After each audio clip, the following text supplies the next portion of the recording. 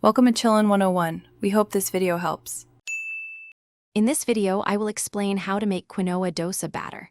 First, thoroughly rinse 1 cup of quinoa under running water to remove any bitterness. Next, combine the rinsed quinoa with 1/4 cup of urad dal and 1 teaspoon of fenugreek seeds in a bowl.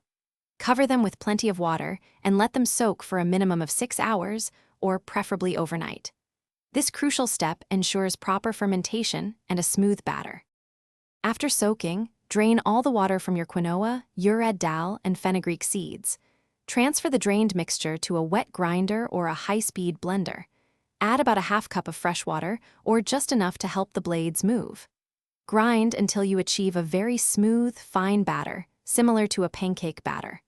Avoid adding too much water initially. You can adjust it later. Once ground, transfer your smooth batter into a large bowl, leaving ample space for it to rise. Cover the bowl loosely and place it in a warm spot, ideally around 75 degrees Fahrenheit. Let it ferment for 8 to 12 hours, or until it is visibly doubled in volume and shows small bubbles.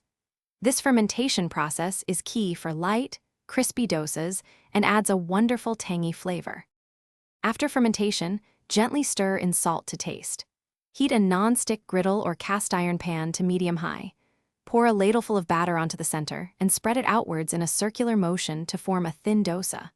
Cook until the edges crisp up and it turns golden brown. Serve immediately with chutney or sambar. And hey, for an effortless cleanup, check the description for a link to the Shark AI Ultra Robot Vacuum and other great deals. Thanks for watching. Consider subscribing if we helped you.